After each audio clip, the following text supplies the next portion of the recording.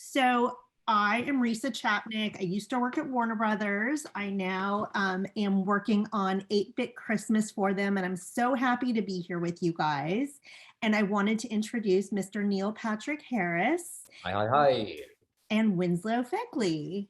Thank you guys so much for doing this. This is a wonderful group of people who blog for their own sites and do beautiful social media posts supporting this film. And we're so excited to have them, and they're going to ask you some questions. So everybody, just a quick recap: mute yourself when you're not on, when you're not asking a question, you know the drill. Anyway, I'm going to start with Robin from Mom the Magnificent. Go ahead. Hi guys, thanks so much for joining us. This is a great movie. My kids and I screened it this morning and it was such a fun film. I think it's going to be an instant classic, so congrats on that. Oh, cool, thanks. So my question for you is, how do you guys get in the Christmas or holiday spirit, and what are some of your family's favorite Christmas traditions? A little tradition from my family is my parents, or I guess Santa. There's always when we like wake up on Christmas Day, there's always vanilla and chocolate covered pretzels that are hung on the tree on each one of the little rings, and then while you're opening the presents, you like take one, and then and then it's really nice though. It's super cool. I love that tradition. How fun. Yeah. I am gobsmacked that Winslow, his parents are Mr. and Mrs. Claus. Like, right? I think we need to take a moment to appreciate that, because that's cool. Sure is. Traditions for my family. We usually open some gifts on Christmas Eve, and then most of the gifts on Christmas morning post Santa Claus arriving. We usually make cinnamon rolls in the morning, which is always kind of a great thing because it's a sugar fix that you need when you're from a little sleep deprivation. And then otherwise, my parents, our kids' grandparents, and my husband's parents, rather than all of us spending the holidays together because they have their own lives, they usually come in and stay with us for the 4 or 5 days, like the 19th, 20th, 21st, 22nd. And so we do our gifting and all of our Christmas there, which is wonderful because it expands the celebrating and all. So we get to have focused time with the grandparents, do their gift exchange, then they kick them to the curb, and then we get to have our families, like our nuclear families, Christmas gift exchange on Christmas Eve and Christmas morning. How special. You have a week-long Christmas for your kids. Yeah, we milk it for all it's worth. And by milk, I mean eggnog. I love it. Well, thank you guys, and thank you for this wonderful movie. Cheers, thanks. Yeah. It's like Christmaka almost. You've got almost 8 nights of Christmas. True. There you go.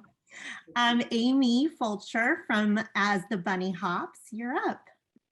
Hi guys. First of all, Neil, I have to say it's an honor to be here with like the OG blogger. That is the OG blogger. Although I don't think the internet was happening back then even.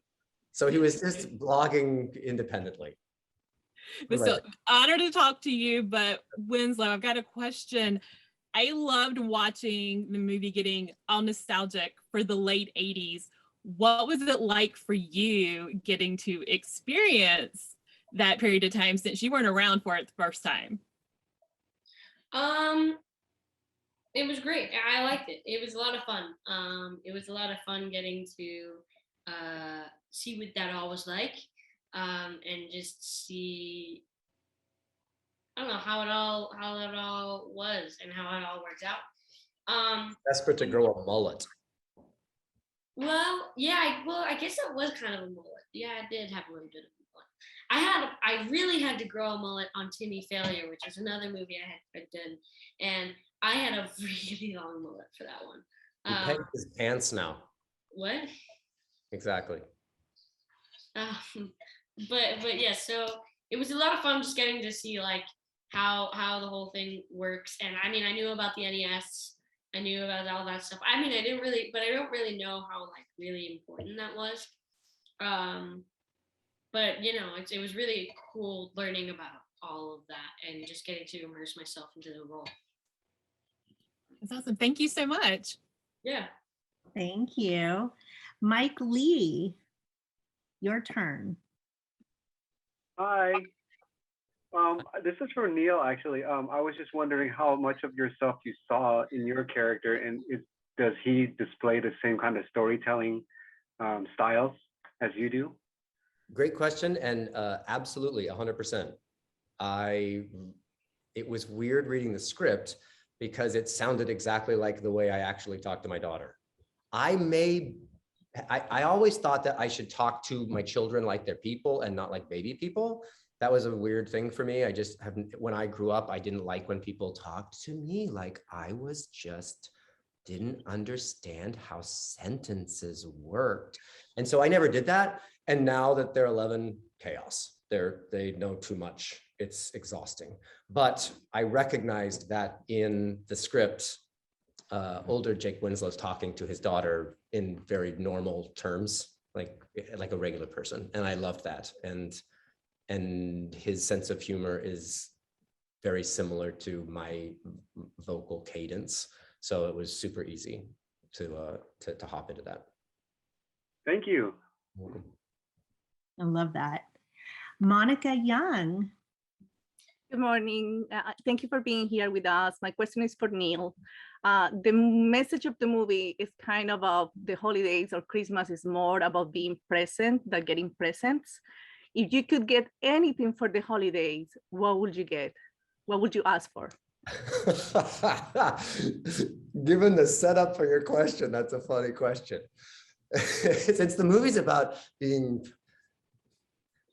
with your family, what gift do you want? What do I want more than anything right now? A long nap, a pill that makes a 2-hour nap an 8-hour experience, an 8th day of the week, or I've always wanted a tarantula. That seems cool. Thank you so much. No tarantulas. Arachnophobia here. That's a hard no for me. Here's the thing about tarantulas, and I'm not going to go on a long diatribe about it, but they don't bite. They're like, actually tarantulas, the sad spider, right? Because it's so scary looking, Yes. but they're sweet. They're like kind of sweet. So I think it would be fun to own one because you could get over the initial fear of having a tarantula. And then you have this little fuzzy tarantula. All right. I'm going to let you have it, but that's Okay. a hard pass for me. Okay. Vina, Max is now officially sleeping, so you can ask a question.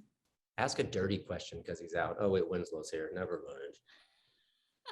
No dirty questions. This question is for you, Neil. I'm actually just curious. I mean, we all grew up in the 80s and it was so nostalgic, this movie, like, you know, on the quest for the Nintendo. What was it like for you in the 80s, and were you on a personal quest for a Nintendo?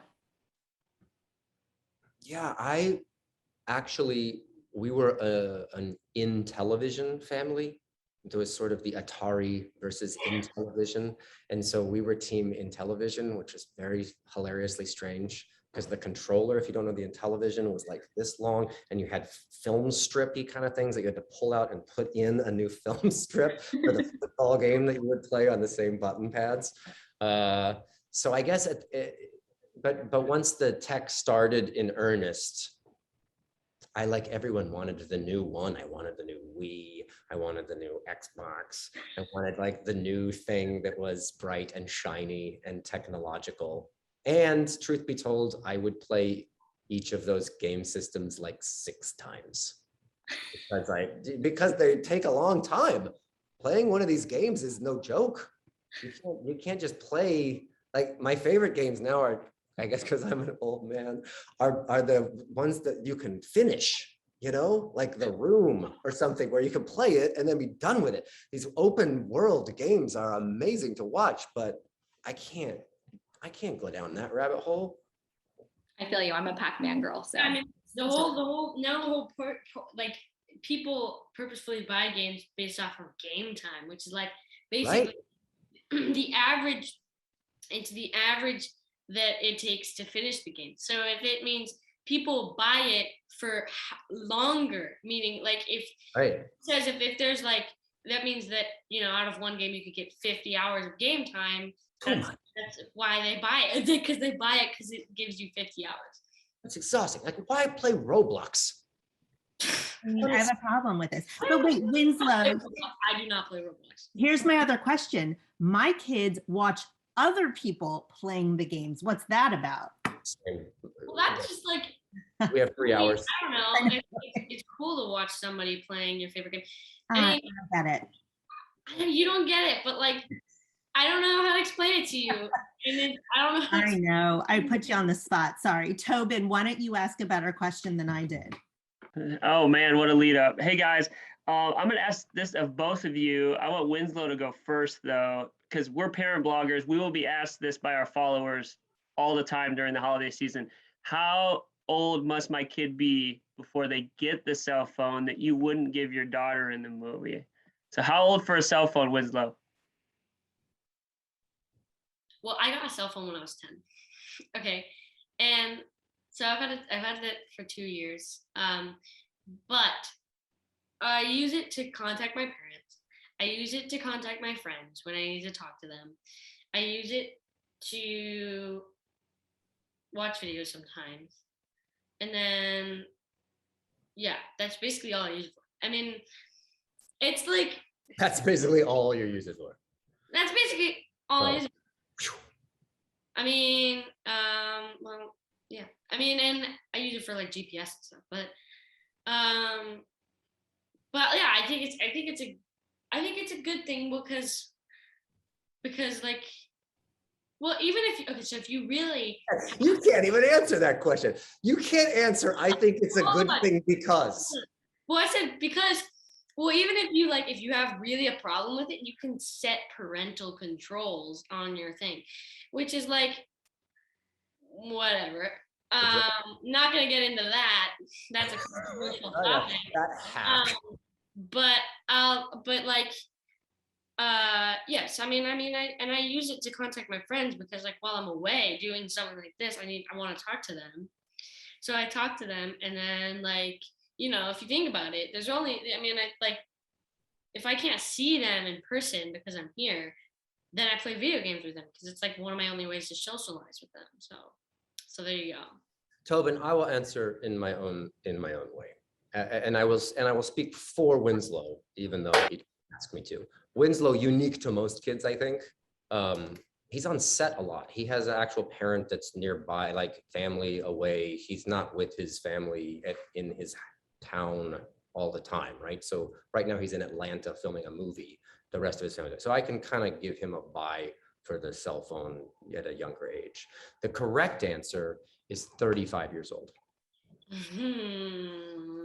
And I don't think that will ever happen. My kids are just now 11 and they don't understand why they can't have phones. And I'm running out of excuses because I don't quite know why they can't have a phone either, because they should be able to communicate with me. They have iPads, they can text with their friends. They're looking at YouTube videos of hacks of how to bypass, like they're far savvier than they need to be, and I don't know how to stop it. So I don't know the answer to this. Someone will make $1 bajillion, which Winslow is an actual figure.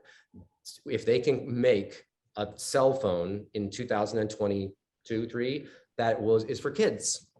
Why is no one doing this? The Apple phone, the iPhone, really? That's what it is. You were laughing at that. Parental controls are. That's literally what they are. Oh, and then you hack the phone and then you can customize an Apple phone and make it. Don't even start. All right, I feel like we might need to table this, but I do like what you're saying. Wait, I need to know what Tobin's answer is to this. Oh, right, of course. My rule so far is middle school. So for us, that's 6th grade. That's a good thing. That's good. That's 11. That's 11. That's wait, 6th grade is not 11. 6th grade is 13. 11, 12. 11, 12. 11, 12. I am 7th grade. I'm 12, 13. So my rationale is we don't pick the middle schoolers up from school. They ride their bikes home. So there's a period of time where they could have an emergency. Now, our emergency usually means a lot of YouTube. So Fair. Thanks, guys. Like it. Kathy, let's see your cute Nintendo box. You have to show them. Hello. Oh my God, I put it away. Let me get it. Hold on. No. It's right here. It's literally right here. Hold on, guys. I'm going to show you. And I'm sorry if you hear my son singing. He's in the shower. So, and if he calls me, I apologize. We're giving you guys a lot of info. All right, well, I'm giving you a lot of info. So that way, if everyone here is it, hold on. Okay, so here is, I don't know if you guys can see it. But it gets better. Hold on. Right? Don't you guys want one? That is so cool. Isn't that super cool? And it says Super Mario Brothers in the back because it's for an event I had gone to. But isn't this super cool? That's awesome. We had an original Nintendo growing up, and my brother saved it. And so when he saw this, he's like, "Give it to me." I go, "Well, give me the original." He's like, "No, you keep the candy box." So he's got it. And I love this movie, guys. It is an instant classic, like Elf and all the amazing Warner Brothers movies that they've created.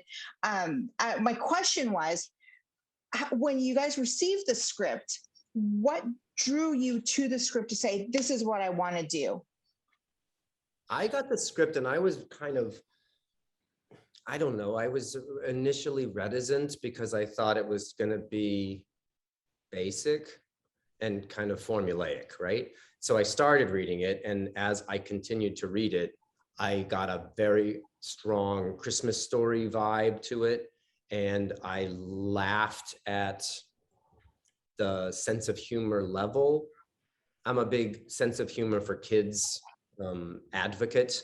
I think that kids want to think that they're smarter and be in on the joke more than just bad knock-knock jokes and stuff. That kind of Jim Henson sense of humor where Ernie and Bert are funny, base, and also meta. And so I liked that this had that the kids talked to each other in fun, regular ways, that the adult was able to sort of change the narrative if his contemporary daughter asked questions. And so the script itself was super duper legitimately funny. And I think what the film accomplished through editing and performances is allow it to be more heartfelt, more sentimental, which when we were filming it, I honestly wasn't expecting it to be that much. I thought it was going to be more straight shot Christmas story 80s style. And in turn, when I watched it with my kids, we were all like, "Oh, this is really kind of a sweet movie at the end of the day," which is bonus. All right, you guys, I realize we're running tight on time and it's my fault. Sorry. I'm so sorry. So Christina, I'm going to have you go next. Sorry, you guys.